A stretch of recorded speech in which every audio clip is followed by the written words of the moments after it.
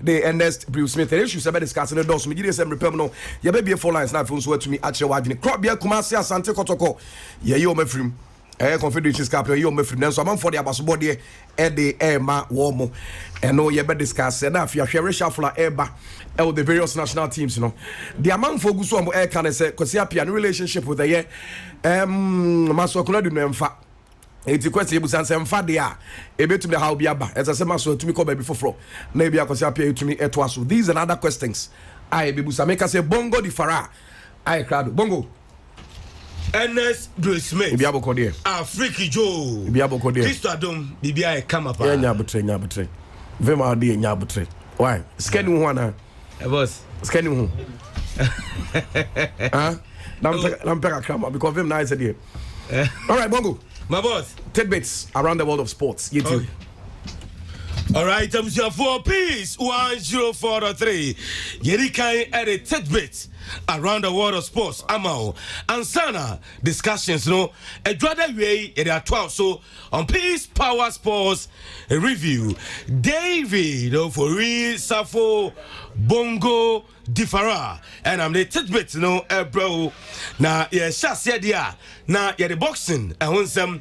And shasye now here our US abuchi memono IBF welterweight about be about so na abrancho kita title no editor Errol Spence Jr.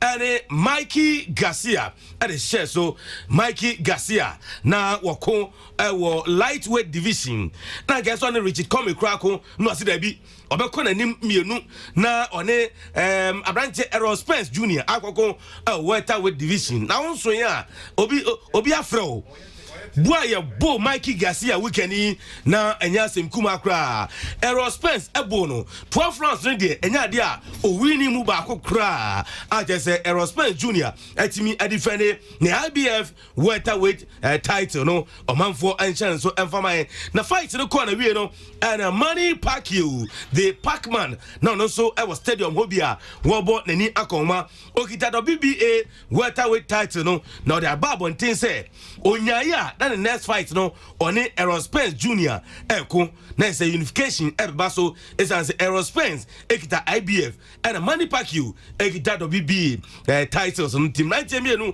and that bia no womo edeba be hyeso and then UEFA at the subobi abo Cristiano Ronaldo womo a charge no a je some chese Ronaldo antimi ama be ni ho ano wa meka sempa bi ama omo dia anaso wan ka sempa bi ankyere omo dia UEFA mpanifo ebema ne ban a chese omo match against Ajax quarter finals no Ronaldo anhwa no antimi ama bi ama Juventus na ni nyina ne se wa bra Juventus etimi ehye miensa eyi Atletico Madrid efiri mu a Ronaldo ehye goals yi nyina no match ne corner wie ana Ronaldo akoso ne bema ne ntohwe ana oye se de obunimu na sana wode sere Diego Simeone coach adema Atletico Madrid is as the first leg Atletico for mienu a Juventus antimi ante no sa pepe na coach enti Ronaldo nso timi share hat-trick ama Juventus Atletico Madrid film no ana nso repeat sa de no na no ana UEFA mbani vo chese Ronaldo Sana was coach Diego Simeone enti o ma charge no say Ronaldo antimi am mom explanation papa bi dia and on be man ban on match against Ajax no ahwana Ronaldo antimi am bi ama Juventus Scotland minor awo anfa kensie esanse na otwimu international friendly days na Liverpool for my brand here Robertson Scotland for to inside the fair no na so brand tentesa ne se ho aka obi nim se kaka na ha ne dia enti Robertson echese Scotland national team no wo to inside fair no na so nya de ba kosi akan e de amomo abrantie Lionel Messi and nei Real Betis supporters bona baso wo chese 15 years near Abrante Messi esi akan afibia ne modemo eso ani na so afidie eyadu twam eno Real Betis etrafie ama Barcelona ko sha o mekanan ama mtie kan baako na Messi ebo hat-trick 3 goals adema FC Barcelona na goals miensa o share no goals ni na FPA Betis for chese nso bua no akase bo me enkasa pete me so eno Messi goals miensa o share ne die wo mu hu bi da enti match ne koso no mo ebose tuntum abrantie Messi wo mo todwom ade ahye na numunyam a mo chese say e ka goat the greatest player of all time there Messi na no na Messi aba bontin say if you so see aka ohun bi da Barca supporters tabo na baso na so akwa away na away supporters bo na baso to dwom bo ni din na omo ka so e goat no Messi chese ne ho dwi na nkasa eno ne sama etodwa efa Lionel Messi ho na no game course no Luis Suarez go reporter eba chese Suarez epra 15 days wotimi ensi aka ntia hoya Manchester United versus FC Barcelona Champions League no Luis Suarez etimi ensi aka ma Barcelona Boboko no James Rodriguez eko loan wo Bayern Munich Boboko no from Real Madrid 2 years na season ko na we ya na eno so aso Abraham chese Bayern Munich on tra na ninye na no ana nsoma epuba chese Juventus ana Napoli wo mi na chese Abraham no amopeno Inter Milan chese say Abraham Mauro Icardi why na adwen so obeko enjom de sika atuniti so 68 million pounds team bia Icardi no tua na unsa enka Mauro Icardi eno PSG for Olympic Marseille kamiensa emomte ekanmu bako na Abraham Kylian Mbappé eshe 1 goal and I held Di Maria and so share 2 goals. Now PSG for enya penalty 10 minutes. I just say Di Maria ko boy ya and go share hat-trick.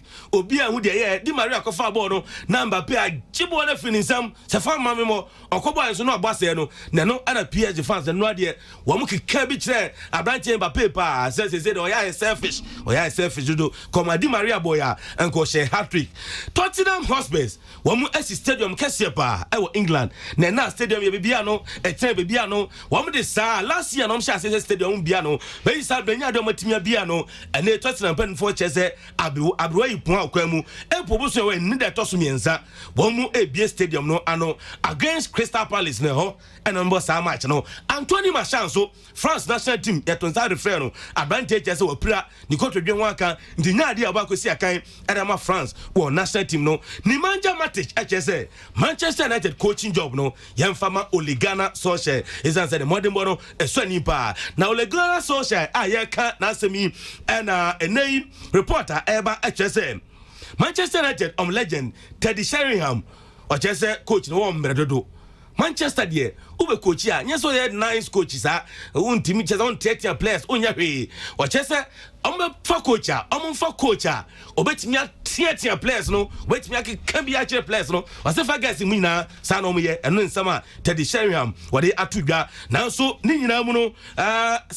legend ewo England e atudwa says adwuma no yemfama Solskjaer isanse Solskjaer na adwuma no obetimi aye eno nsama eto edwa Chelsea na report there ba chese omu coach Mauricio Sarri international break ya anhoya na ebepam no it's as say Chelsea why they say Arsenal say Chelsea top 6 and omo pre say Champions League ometumi ewura top 4 dem and empoma kwa pre say league no wombaje enti anhoya international break ya no coach Mauricio Sarri Chelsea for ebepam no and I'm the tidbit around the world of sports no AC David Ofori Safo Bongo Difara Eni Michemu Ernest Bruce Smith Afriki Joe and Abidjafo at the discussions no and so etwamuso Peace 104.3 go so ya gudi hun sebede ma etie for Bongo Difara and na motoring connected bits around the world of sports e dey eba ye no within the Ernest Bruce Smith metina mu dia ma ja osaje for anaman make say Atiobi Iadom aka Arrow Sounds ewa ha Toro ewa ha Mr. Kwashi ewa ha Kofi go ewa na femen so ayede agudi hu sem e de ebre eti fwenche bia ne yakwa ahoma so na fe ne ya se tia bonko bi sanse you park nyame adom e ba memende etumi e ba so yabu sanse se nyoma esi etie yen sa ka ne pe ye ne no ebebo enkomo na yen sa enka ni de abajafo ye be ho akwaba ye ne Africa na bia boko de nyame adom oh okay all right Kumasi Asante Kotoko em sa agensem yes agensem a eye agensem ye enye papa omoto so me ensa Ahila enya 11 points in Ghana enya 9 so 2 teams no oma qualify na so ma advance the next stage Kotoko enya 7 ena Sesco enso enya 7 na eno ebo Kotoko kamienu emom atimu baako ejese na no ehye papa eti transfer sabaka yensa kan pe yede no ebebo nkobia fanchie mo den Emfama Nana Kobo Director 1 and afi St Philip of St Philip Enterprise na just say St Philip de atade efe pa and afi Kufata Kampong cappuccino and afi Dr. KK Prewi ye chia omo enyina toro bia bako de that's why you slow be say be mic ne vim more oh yeah sure oh okay ye de jamia say kotoko de na yo afiki mother was it so ma me akonya me chapi telephone any masori Pentecost Central Tumota. All right, very quickly Mamenko Manoso na fe yemra ya good afternoon. Good afternoon, Smith. Na bia bako de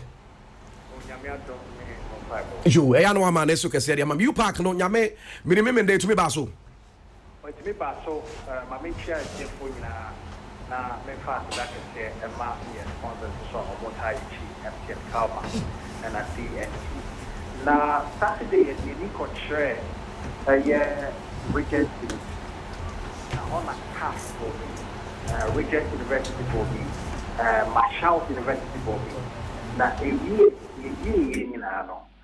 Marshall University College in the winning year and so far not there Koforidua Technical University Takwadi Technical University and a Marshall University College Omona qualified so far Friday week was specifically Technical University, Ohono Catholic University, Bebobi, University of Education and University of Energy and Natural Resources, Bebobi, and Kintampo College of Health, and so Bebobi. Also, one school path, Obe Advanced. Not the following day, Kumasi Technical University, and Ohono Tech Wumu. Kumasi University Womu, Christian Seventh University Womu, and Nafi, Garden City University, so the book. Now you give Prana, you capture back to us. Now the boy craft, you the book you only go. Yes, for 8 universities are qualified, and I'm on the bomb finals from the 11th to the 13th of April. In China, they bought the 2019 UPAC Basketball Championship now. So far, I know na akopie. All right. Yeah, you better see PM say bibi chira bia be aba. All right. Toro. Yeah, say chiri yetirin kanu. You park na baso. Em say now floor beat you. But your boy telephone can say you streaming live on Facebook and peace 104.3 FM. You streaming live on Facebook. Toro meet you. Once you kotoko, omo lu so much free Kumasi ya. Cause Champions League one year we also ntimi konya away draw back no win with 3 matches so qualify automatic so me no timi nya 9 so be bought draw me na no na ko pre na wanya 9 no wanya 8 so want to call nwa adiwe o se mu nhwe me ntimi nka cause nwa de bia on be lu su Champions League am so mo home cause the part de obelu squad lu so we bia beti wase obeti aja wo ya omu win so mu win kuma se matanka aye so mu ten ko anka o ba qualify wow omu win e start we mi kan se oni so mu lose points bia wo home no nkonya one draw masa lead one masa only the one masa we top from our construction na we sort of home on the so prayer set up between obi ati baba we top masa ball delay wo mu because ball masa unim ball ti said one delay e be show wow na mo amudi di one mumu pe win makonya one masa obi bet matter fun wonu wa ye so na no ye so ye pana bi sort of fun ye sa kwa nko fun buefu bo no one uni so bufu don mo bo ni ye no master tigidi na ko to command a chance so mo amudi di one na mo pre mu 2 minutes mat na ho 2 minutes ashem 2 goals mo amudi di win go for o mo sha ko am ko be bia o ma sha mo isire mo da form o enti ko to ko so mo sha mo team no ye ani masa mi dey ba mi kan o wan dey bia masa ball bet ma abo I team say 5 years me ko Africa me per league but ma support the starter say build team for 5 years so Ghana dey be prove say ko Africa so e ko fashion ba dey bia asin ko to ko mo promotion ko Africa masa ball build masa am focus as ko to players has 2000 for play before outside said Ghana players don't move masa players on board on chair ombe hu omo masa player better man san who say do go keep kwa so bobo na kwa kofa Show number 22 way. Me who so about to match that. Match deciding match we say I'm here win. One say Obebo uso need about the difference o mu. Wow. No 2020 years on ball uso obia first match massa we do play ashemu. We there we mistake akaka. Wow. It was say the band me can players also team use players yes a match I will need the win more. Not the player be on more match that got him. What me so about GT. Wow, and you also got to come on show mu team ni no mu ani omuni hat omu plani league mu fa league dey ba mu ko be bia dey ba na mu ko seska but still am for few seconds to kwayade I want for few seconds to kwayade one so back am for because of yemboli ganya yemboli go amu jo mu say boli ka say mbabo match Wednesday na ma come on Sunday unto do so ma of any matches one say Ghana ye pe dey bia blame ya shekotoko you are some say omo money no mo gather press you to press yi Ghana ya shepe be pam coach master coach charge obi charge mama or experience you say ka kono so on tie amafo asem kakra say ka kono ya on tie amafo asem say ka kono kasa no lose match wa kra wo kuma say adan na team go win 3-0 one win 3-0 ubo match kotoko almost that one win 2-0 da team akoshe 3-0 second match no so okay change ye be so so team drop captain Dr. J obi o yin scam team no on captain masa ball the ball kiti ka team stand number 1 keeper not the third keeper akoshe pole mu okay all right Benzo Afriki memfa enchia MRT for omo sabre omo action abe omo fidie no omo tie dwumadi na menchia flat top so brand na ebutu no ugaga no nyina mechia wo mo sanso na Sheikh Fred mu nyina so nchia enkomo ma atum se sabre wo mu nyina so aye crowd boot mu nyina so etie dwumadi wo kwanso nko so Asante Kotoko na nka enida so wo se omo betimi qualify but obi man so de obi se ho asem kan ya na ne kan den pa o hwe game na ba so na Kotoko start game ni ye ba me hu ne ba ya asa afi omo ball first half wie na afi ofen to sumienu no team no enya goal na ewie na afi o matiada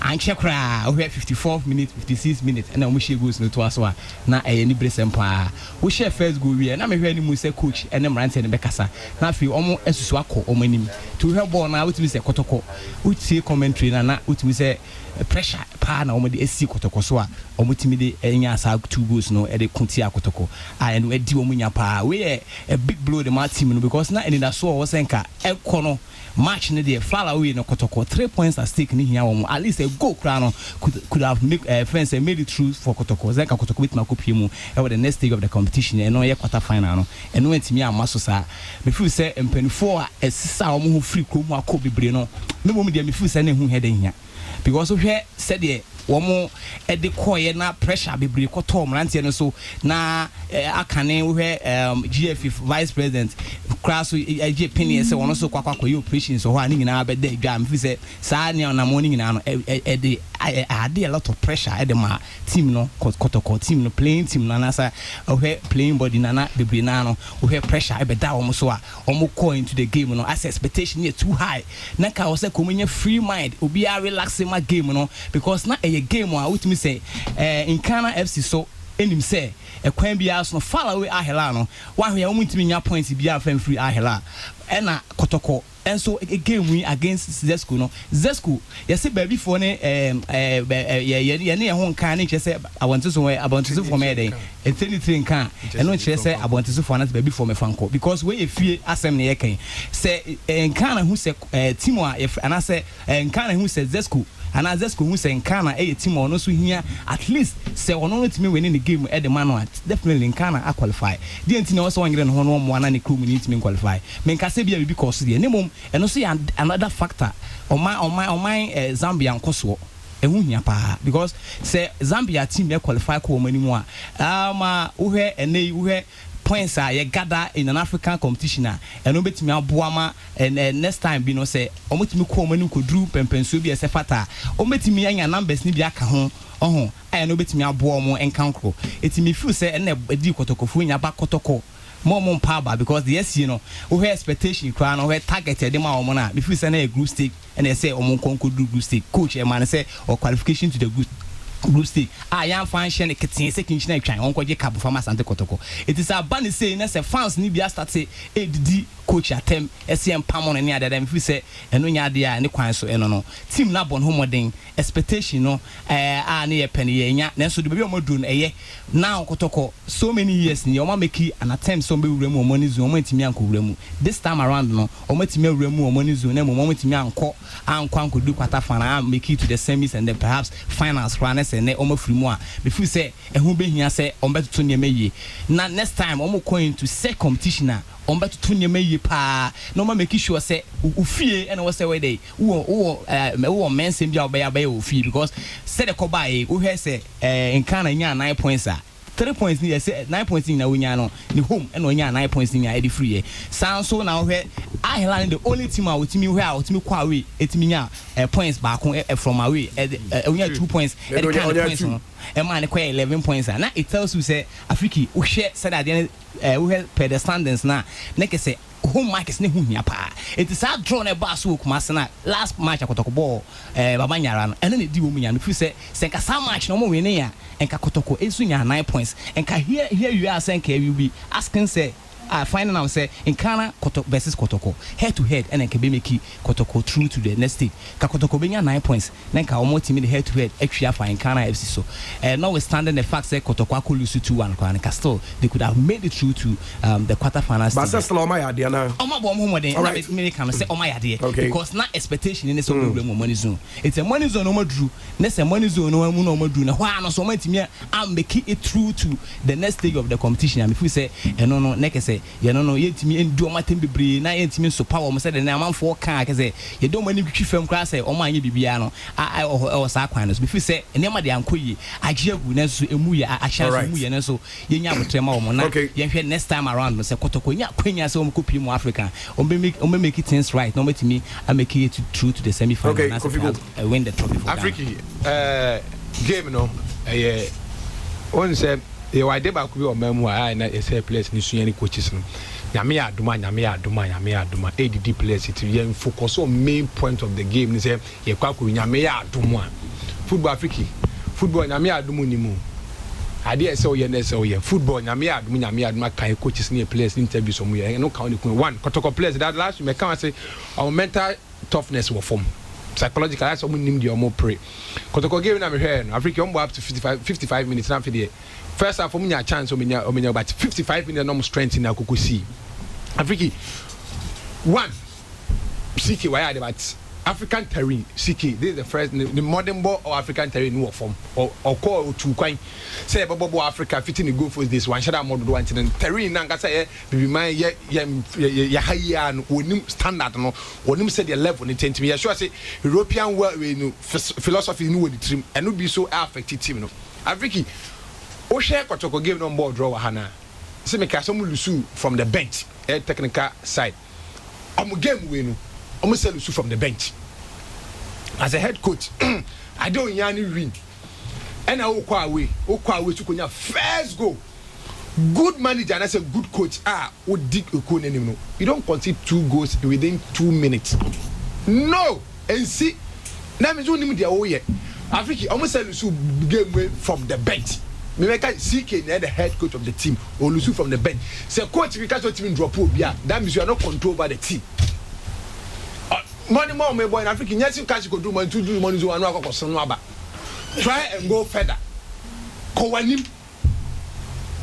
it is say okwa na say e cash money zone ti ko do group stage nka group stage na say wasa san be Africa o hwe e kana fo na o ma obia o ado bo ne bo Zesco for no ma obia obo so be win nya say o ka so oye obi in favor ne den 2004 Ghana ne a friend is saying Olympic Games Ghana ni Japan send Japan film na so Japan say Ghana e qualify Ghana in nephew Zimbabwe 2006 Ghana ni Egypt Ghana ni Zimbabwe Egypt the same thing here but Kotoko players like don't nim butaye bi ensi omo ni so na mo ni butaye and na fans no so kasa dodo Kotoko France no dey no kasa to say because of bone went no mu do omo confederation cup do money zone say BBS omo mo bia nka pe o mamu and omo feel say and omo ya say you do money zone ya je awie Africa one psychological na team no ready those omo do one two the omo koye Zambia see e bomb pan Africa nya sa de ni ye kura ye coaches ni play omo nya sa de ni say ye ko bobo na ni ye de mpa ye ko ye for ye uti ya na so no paracetamol be ko na so so be mpa be nko Bayern Africa yen Africa ball Yakobon Bible maybe no ball mu reality of the ground you train them making sure to open it we can close room for fire and say Yakobon pen na sungu Yakobon to park so Africa is doing work sika no coach no call Europe and no akati coach yen dey say na me ado e be wi any day training here sika no lead Kotoko ko na Germany ko na Europe be bia inform say coach grant on be say inform grant interview Europe aka say na me ado na be do an kwa say na me ado forget the most important thing focus on the training the players ni be no right players no be select say na me ado ma na me ado when they training here I inform Yakobon ni omo lose game from the bench ni say the moment every match we consider goal as a coach we consider goal be every match we consider goal be na because goalkeepers win you better players strikers give you goal maybe a crucial no one goal now we say now we take lead all the crucial all the saka all the we take lead now we fair players now come on that don't change the game and chasing it because we here one goal we know especially now in kind of fashion back then the who chase you go o mama chase then goes we very corporate and then players 2 minutes would have considered first goal to create but players in for still Chelsea go consider 2 goals in 2 minutes Africa goalkeepers trainer at fault because keeper no concede each and every match there and then a coach we one match of keep it clean sheet we need 3 and we go ball draw 2 matches ama matches somewhere 2 matches go keep it every match we no concede in Africa and then keepers trainer near Falesana is a good player. And then no coaches near in front of Falesana no for back 4 no and then no we dey more shuffle back 4 no do be replace and then no coaches near from the back 4 to the midfield strikers only say striker I will say Yakuba no only so nya in the next yellow color obesos and then now catch the player na na onyaka Africa nyama we na kan team no yes here boy near Africa na say we yanka hwe na just here winning to the kwasa but Africa players manage coaches manage professionals obi amabo adwene nim say me expect say because you game you all your players are not so taking a silly yellow card a silly red card it will cost the team and the coach went to manage this anyamo ina okwa we kunya first goal exactly within 2 minutes within 2 minutes na say o consider 2 goals Africa me gidi say team na mo no mo de do so do baby Africa o ma mo no baby o ma dunu baby hu hia pa no ma dunu baby hu hia pa na dwon we ani na sabi kwati sabi kutre bi o ma ni fit tuntu na ni fit etu ato o we ani aye djuma hunu aye PWD papa of develop the papa aye djuma hunu dwon we ani Africa aye work down 0 and you now pay in Africa I work dance me who say work down 0 because CKN take authority of the team I say nyama bebre hanti team no one I saw morally omuni command 2 psychological omuni and 3 I said omedi adi so you drew money so I am molly has in count no you free say press bia bia no so you drew money so after all life you do money so you film Africa one me dem kase me dey blame the boy because say fi ha Abraham your boss are 1-1 and I can say team lose from the bench say you win na say coach aya dia take me qualify me say o seek aya because work on me fit so no but dia course to Africa on the last Kotoko ball match the last 2 games see them nyakwan hwe be sheda hwe Africa no idea no o Africa first half no many abri so pegu but goals no mo concede within space of 2 minutes in Africa team well down 0 Mr. Kashi Africa where there Metia PC Tifo na Metia Madam for Akoto e Kingsby roundabout. I'm say Kotoko Asante Kotoko kuma pema apembeba apemno ama kan da bia asabna ba ne se montwe mo bia nko ba bia ne nhwe ne ntoto niama ansa ne ebe ko Africa ne yakọ mo se da bi mbekọ enye ska e wo boy ye but say baby am ko do ye mediama wadru hoda teams be 3 omu nyina confederation omu kwa group stage omu do anoma ba enti say no me come no semi finals kwa wenu they then akoye pata promo we no baby even kwa wo ba we are we third and do hwe Kotoko ball a wo ba the Monday Stars cry Kushanko from Bayard because Zambia for no omulidi tuno. Oh, she cry na ball or mobile. Let me say what? Ye change your player be or buy who share the mini or the papa. Oh, Gina, wait, outside 18, Honmuna or boss shot. What you say game plan near the end, na a totally zero. Oh, eti kotokono me ekoye ko Africa so mo qualified the money zone and almost share left and right say House of Folk and Ghana team be any wo ye ne etese ekita Ghana flag nti ye ko e ma no ko e koye ade e ma under 17 wo ball ko boy oh wake up eti mo ko no na wo se mo ko eye bedu bibi am ye nyina hu sampa beti ye se obi enko ntwen normalization omututu niama ansa na ya kwa Africa ne wo se ye ko mo se mba ko ene mo guase totally because yan slot 1-1 no na fisa ka bo ko akwakọ ye bibi na ka even cry nya another way e the account na ya akwakọ ye 2-2 ne be we no sana mo so mo ko a bebia team se ko for the past 3-4 years confederation bebia ye do na hwa na say ye do Champions League they out ti e best sere kotoko enye ne nyina na ba gidigidi because usha coach or the team no start here ano start on do ball league go do we no we ni si wo dey sike buy no so buy so ba try but usha said the preparation me jam me hwe kotoko pan Zambia what's your first goal at least what's your first goal no me dan kapa say on say na Mourinho ye no or she go say we need to win na washa but say fanipa 8 ekogu achire ho na je 2 pe e wanim ho because Zambia for ye danger omunye team bia betumi say omunye danger za ubetumi break defense afamu omuni skillful player bi obetumi take about 2 or 3 player on et wonya 1 goal no ofa unu North Africa for no ball hanuma no mu here important way omunya goal back oboa ultimately delay 30 sinin yamanyam na wo she go 1 goal fair players 8 munina chiwo 4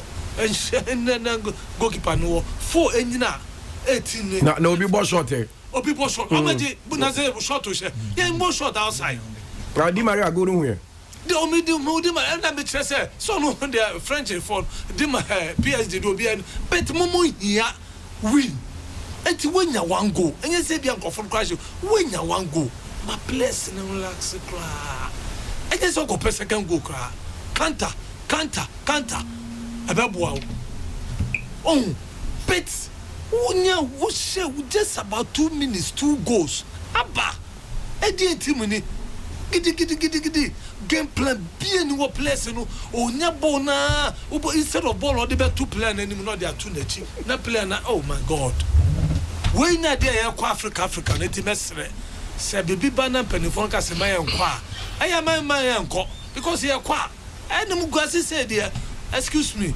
Edin pass na commentator ka Kumasi Asante Kotoko na omo bobon na me shepa na me se de ade a moma kwakoye e wo hodo ni ade akono e ya adwuma bi wona wo kwakoye at least no on obey coaches there to be pam obi na ochena no waba but at least no me dey betunu say onu na adwuma na it say 1 man show but I consult for pa or the when you ade pa crucial match o kobo when making name e dey ama ho say o ampa tama even league in cross suspend Kotoko call ya ni say ni ade otumi do ABS semi finals ni nyina na ebo nsem e dey ama ho o qualify do money zone na pepepe na has for moment ko na mayese focus because has confederation wajibi eti wu kono e wo se ukokoye more than the media maye ne other teams no omunyina ye no wo se ukoye more than that because omunyina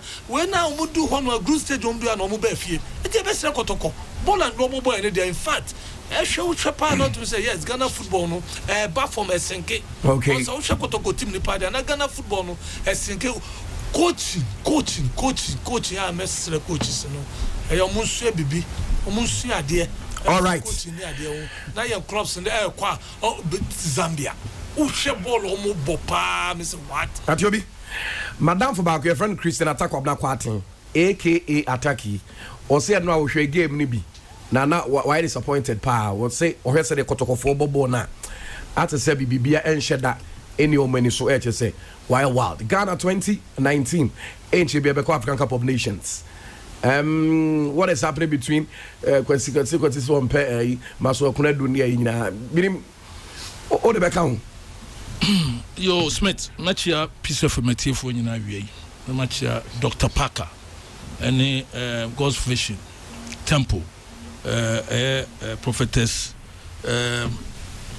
Asari any asori manyina na ai mabo yaw Sajifo Anaman Abaso say OTA programming enti it ya no so ya bona Abaso ni Patrick akotuzo send me some message binti nyina e chia Smith I think say me start efi the coaching aspect of the national team senior national team to be specific first and foremost we share the national team high and postings in terms of coaches are Emma all the national teams including Emma national team, you understand? Emma name it is the technical directorate of the FA. Now the technical directorate of the FA is being mandated by a coach Otiakente. Enti say ono and obetre say coach we me pese uko coachi maybe under 23, under 20, the blaster proper and maidens, princess and then queens. Enti on that aspect, I think say it is Otiakente na say o team bia collectively omo I elected the particular coach for any national team. It isn't the prerogative right. Now what Ghana insanity? It isn't the prerogative right of a coach, so be choose head coach. But when it comes to the assistant coach, there and they're the head coach has the right. Or no, and a bit much say me pay way and I say me pay way. So therefore, Kwesi Appiah has the prerogative right to choose whoever or first say a very comfortable amano na nim die enso be kon kan e de aboa. And that is why when it comes to this sensitive coaching issue ever blaster I say a direction. Now Kwesi Appiah and a head coach for Blasters. What you say? Kwesi fee blaster Eko Sudan Kokochisa El Hila ya omo yikotoko efimi aye kotoko pasai and during a run anti time they push Maswe Nese Maswe Banebe handle Blasters about 2 matches so Wakaya. Now the second match, the 2 matches were test match for Maswe Kunodu, and the second match Ajimambedu saved Maswe Kunodu with a late goal be Amo Tumbrika Tamale. And it's okay. But you see, when Kwesi Ghana for here Kwesi back men can politically, but Ghanaians here Kwesi no Kwesi esan back and obeso national team. But Ghana for man we fi say Kwesi Appiah recommended Maswe Kunodu say onion assistant.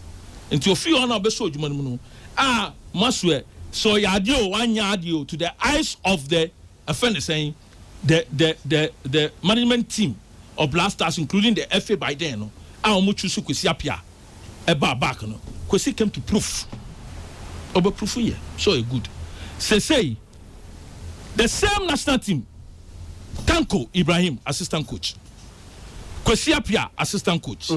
Yes Kwesi Appiah head coach. Kwesi Appiah head coach. Maswe Kunodu assistant coach. Kwesi Appiah being the head coach no. Tanko assistant coach. Maswe Kunodu assistant coach. It's the same team nankasa Stephen Appiah ho.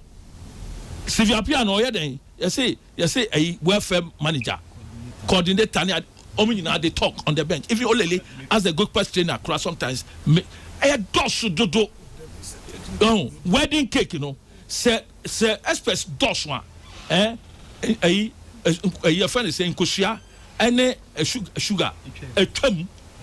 So therefore, Kwesi is that slow minded talker of raising issues. I think he's put down his issues on the table. Say, Debbie, I want an assistant, and I have the right to choose an assistant.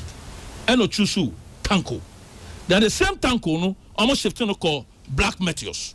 And the same, I say, Marshall Koro say, local blaster. You see, they are conflicting issues. So at the end of the day, no, Tanko is coaching Black Meteors. At the same time, assistant. Do you have to tell ourselves, say, great soccer nation like Ghana, you need coaches. We have some underground coaches. Almost system no more. They are doing very well. So why not poach few of these underground coaches?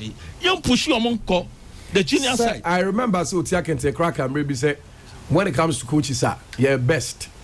Yes. Also continent in Ghana. Yes. You're better coaches. To his discretion. What you say? To his discretion. But there are some coaches in this country who are very, very, very, very weak and poor. Okay, let's move on. Let's move on. I think Coach Marshall Kunedu, Kwesi Appiah has said it. But so now you're Jumache. Oh, no, but to see for now. So why now? Oh, for now, no. I think, sir, maybe an issue. That issue should be between Kwesi Appiah and Marshall. And at proper time, I think it will be fair if you invite Kwesi Appiah into the studios and ask him. He will be the right person to, because Makoka or radio station be one time be about the relationship with Marshall Kunedu and Kwesi Appiah. I use certain hard down words. And I mean you understand? So for now, no, Ghana and Konkain. That is why the government has invested so much money, and then he's even brought on 4 certain brilliant people. Say, Omombe manage blaster and Franco, Egypt 2019 because you cap no. And then I know the Kwesi Appiah should be very, very smart and pick an assistant. Sunday, Black Meteors and Gabon. Saturday, Black Meteors and Gabon. And Black Stars. First match. And Tanko, on our head coach, we are better the same bench. I'm a Kwesi Appiah for the Black Star match. It doesn't make any difference. All right, moving on. Me move on.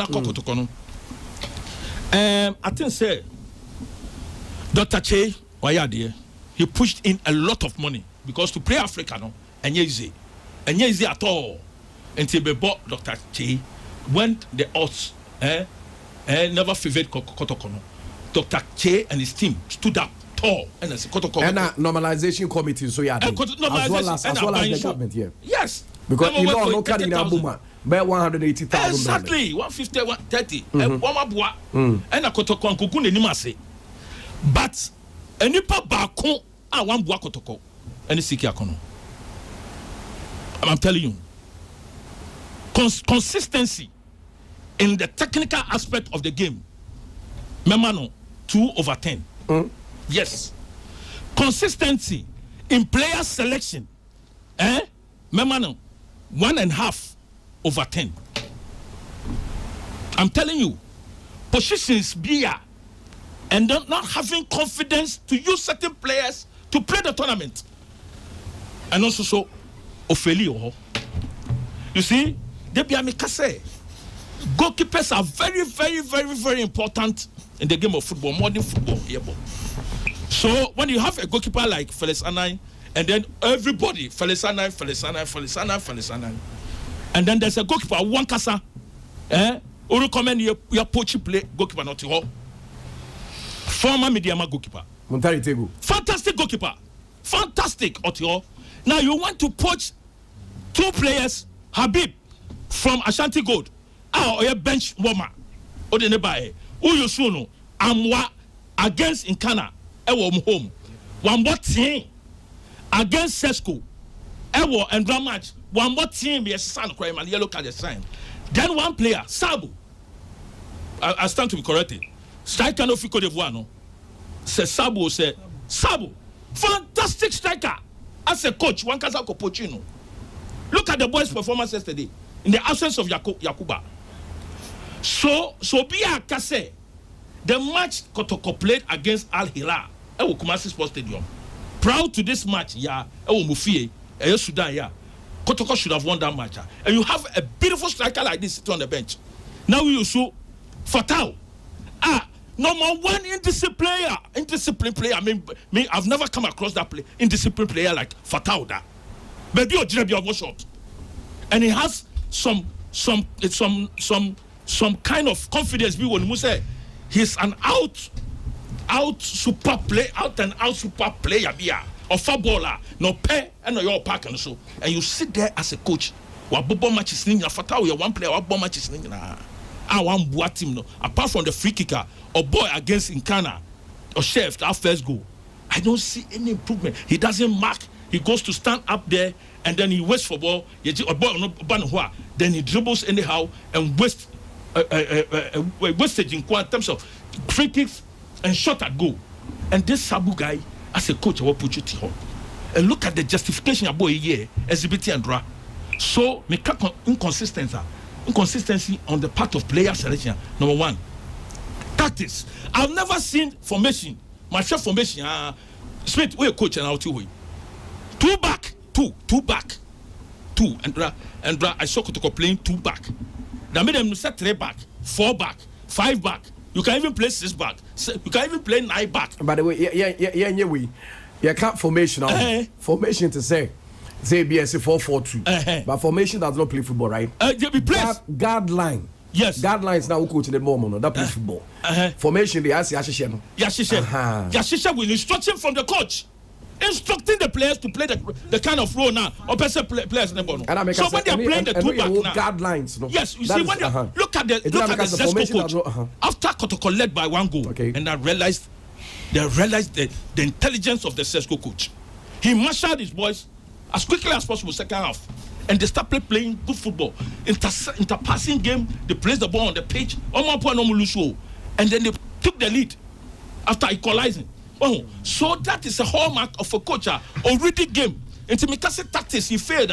Tactics now employed. And yet, Juma, in midfield, he couldn't marshal the midfield because team Kotoko, all the matches from Mabonina, they've been a flop in the second half. The tactics in Yejuma changes and Yejuma into Anoso count down. Oshe, another thing, only player management kind of relationship. He calls players and raw at the players. That is not coaching. So me dear, Kotoko Beko in Nima, it's an experience for Kotoko. For so many years they've not been in Africa. Even getting to the your friend is saying group stage. This is a plus for the team. Players be a whole team no. That is why media may appear. Maybe when the player is called to play the national team, well, deficiency or apply or club level, maybe your uncle because players be to say much from Pong. To be honest with you, his performance yesterday was abysmal. The flat back 4 now maybe the Kamebono or ball and Mamis Beni Soye and then Dakwa, including Wahab. The goalkeeper was a flop, just talking, shouting, giving unnecessary directions. Then the 5. Boy, 5 now on the Wahab boy, no, and so Wanyade and then Amos. In Memphis, Kwame Bosu, our friend Blaster, was a flop. Until there are certain players, said Kwame Che, Ebe Tuasiki Akono, a show team in Umwa, which I think Kotoko is a big club, a huge club, very huge. Kwame Che should go for an experienced and up to standard coach. Okay. And then sideline the man. All then right. players be to say, Obedo Usu, all those players, to be honest with you, Smith, one more time with him, even his runnings, Nami, to me my pass, to me control ball, to me shoot, and you have players like this. Our coach do mobile matches. Until all those players now, Oman Kasamoni to me who are there, they should sideline them and go and poach players. Look at Hira. With your Musika Kakran one of the top players. Until baby. Me fa few calls be. You Sami Apa. Now will be a comment on Black Star. Because being the head coach. and the course there. We'll pick some few calls. Until we are near the no, Abe Sami up. Hello, good afternoon. Africa Joe. Me pacho you too. We are the champion of the Scars. My pretty me prepare import travel and all this baba. That's you know. In the brand as good. Now I want to St. Philip Enterprise for St. Papa P. On an Alice Mumuni. I read them than as a poor betchment idea. Oh, St. Philip with their master way to go. Open your qua. I want to home part or better to party or what. It's your cousin Philip Anuaka saying. Your cousin Philip Anuaka saying. And Charlie Papa P. All right, into you too. You too. Africa, I can say problem myself and the boom of Nemo Mumson in the market, and Chia, and the Motian Concadia. Opian City, a group of not the money agent, because Opia walk away up with one good year. Not getting our mercy honor, and then the method to 1 year. But the group of now to person, no person started bracket or such one is bracket, you know, a plan by. But the party no be those. But you also soon at the matter. Ya kwa you won't go be our boys. And I have Sonny of Kubamo Bonibino, but what you have when I move around. Because group of Pierre in another bread to me, and yes, and any point for you won't say Ampa, Timmy of Quack anymore. Then imagine some of the best to say, the serious who run as a product what you want. Okay, all right. Yeah, fair next one. Hello, good afternoon. Good afternoon. Hello, good afternoon. Hello. Hello, good afternoon. Me pacho you too. Me pacho we kuja bradona from Abrafobia. Me kasa free in place enterprise. Okay. Me pacho you. Africa, the American say for the team Nagasa on African. You move in about one team the catcher and say team no money because we team from normal Cobona. I want to turn next team players, but the team players no matter. Also, some match the crowd Cobo a match, some match are you good. Now bet you never could hear. You move in your two for no money, a before, but a part times I am more ball, Kuma, with the before. A very more kind of Jibuya, I must say, Yamobo, Namoko, Namu, Yamabo, and some of you two more than one son, and my body, Mamma, fine, yes, Yamobo, if you got my body go, Kuma, for Africana, then you could. Your body in Namoko and Kosiaka. Now, my Kodama could do good. One night, I may say, your molly in Chile, where I am, and Timothy, who is on performance nice and answering it. But you every other okay. All right, here's what I see. Hello, good afternoon. Hello, good afternoon. Hello. Me pacho you too. Me the champion macho. Africa, Maminja Timbo Travel and talk. Maminja St. Philip and Maminja Chasoko, Dio, Papa. Africa, the American is a supporters. I check my buoy. Your brother, you're paying for our Mutin Timon. Yena, your brother, your brother, players, and Fancao. So, Papa, come and so good. Yankofano and the Medima, Yankofano, Mayapanya, Mayawuda, Timono, Timono, for place more, or Mambo, let me be a bit back, and a blaster corner. I have friend who said, Yakofra, Kotoko Yakwete, and no coach, or no Nimuna, or friend players. One for players now, a Dusha, Mayawuda, upon the Mosebra, Ubetimabo, now Aquankai, Tabriku, when I am open. All right. All right, then to me for calls to be a beam. Kofi go. Africa. Yes, I'm up. Yeah, Africa, yeah, friend Maswane, Kwesi Apia, Africa, we say Nyasembia, but me, we say, and ye Bibia say, at least Maswa, yeah, assistant for 6 years, only Kwesi Ejuma 2, only Bruni Ejuma 2, only Kwesi Ejuma 2. So, Mama Nama wanted to say, Kwesi Pem Maswas, Africa, me did say, who know Ejuma, that's all for say, as a good leader, be and I saw my apprentice a con in him. Is me sure say, Sam Kwesi and Casa Maswa, and in Ejuma say, Basa, but who say, Maswa Sumache. Into Nankamaso ko head baby. No, so that is a question you as a good leader there. Who knew now with chief for next my with Africa in Yasama a bibia among for the number say a for so master the Maquesina no okay yeah African Mr. Mikwe Obi Papa we Danasi Massa Kwame now but Danasia oh African Mr. or a listener or total all pass here Massa Kwame Yeji or there be on my plugs we are going to be Minam need to and baby and Massa Kwame Michelle Pa Toro Misu me asem kakra bia ye be tournament bi second division Jordan we tournament ye be born into some mini tournament and udu quarter we 1-6 no ye be ball we ye be ball tema any luck and the teams are register obian comport no but the winner na be na mo chance yeah best chance on the 6th first match that is next month right we present so Jordan imagine the person ball first match on Madina zone so the buy say more body a share Jordan and Munyam cup yeah okay to teams in your training yeah shower master ball win and lose now teams in the best saying yeah teams are 64 oh, that 64 got teams say Angelina it I share A and B. Okay. I share 4-4. Okay. First. Now ball round of this now Kokata final. And the final no you ever born down because the person on board match man say on that 21 for cap 10 years ne. And the preparation say ask ni on that 20 just we they didn't ball. Okay. And now ball finals no get together our stadium. Okay. Meso. And to be here training. Confusion and person back boy person 29 years can. Second division Pentoquado no on na obi some say yen chance na manu no go kan Meso me so me kan I also Pentokwa pa on me kan okay Meso me dem kan me kan Afiki am say maso ne kwasi asem no me fi say on na coach adwuma no na e de ama no na say na no fi say wontimi ne nya adwuma na say o da betu bia say wontimi ne nya adwuma fi say we nya asem bia den because coaches elsewhere all over the world no coaches na dey say selective omo no be adwuma ten dem fi say nya bibia o say atwene tan omo concentration enko game no so en hia ye because so where sisi a tanku en ekuta team na under 23 no en hia me the Black Star match no kwa dem fi say a head and match I say attention won't be pretty because no the deal is already done yeah timi qualify we enya debut na aka okay Mr. Kwashi no eno an hia kase say yetimi ehye e wa hanafi yetimi ehwe say betimi qualify na yetimi atoa so na boy na yetimi akopie mu Tokyo 2022 okay Mr. Kwashi yo Africa we dey mechia Nana Sappo Kofi Sappo fi UK na ba be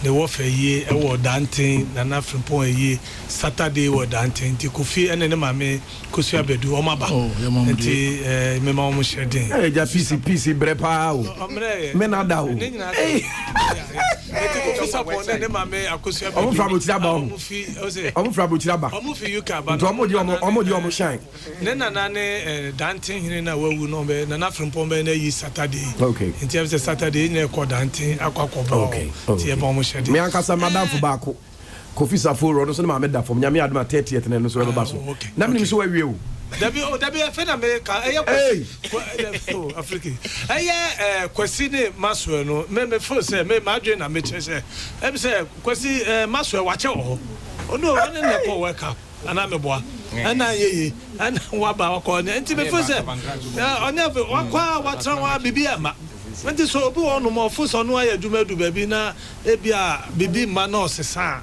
o ma tanko emra ebia kwasi ni tanko star na kwakọ ye adwuma okay atobi ye case bia mesre apia ho tanko o mu nyina ye ex footballers a me fo say o mo ball kra ekwo animu ni ado lele so ho sebe tanko kra fa UEFA Champions League wafa eti omo experience neti kuna do on baby na on contra ne Smith say this no mechia Dr. Parker of God Vision Temple na machia up and coming referee bi which referees here by they are very smart, energetic and very youthful. Derek also a very good referee afei kwesi apia na sem de me nka because you nipa aban any Ghana for are testy of the trophy African Cup of Nations into the plan our person onin nkrofo enya join to join no mo kokofo trophy no okay enema nyina sa coaching issue nyina trim enti mesre pa na omanfo nja na asem ka kwesi apia ena five master produce asem there be no ne tanko nye neduma no mfan konkan kotoko. There are a lot of old players. They should scrap all of them. Scrap all of them and use for very useful. Now, Dr. Che, on first come to discussion. Very effective coach. Announcement. Effective coach outside. Okay, all right. Omanti omunkato bi adomeke Arusan so terenka na fe Mr. Kwashi terenka Kofi go terenka men so terenka na fe Toro wo terenka na Bongo. Heso the tidbit no e de Ebremi did Ernest Bill Smith metenemu e de ma ya osaje fo anama meka said there. Mami biamwa Kwafu Biams and omode announcement no ebaba ebusia Na bia boko de. Nyame adom boko na so e. Adom na ntumra so. To so. Yɛ to aso anka boy won mo ne ye de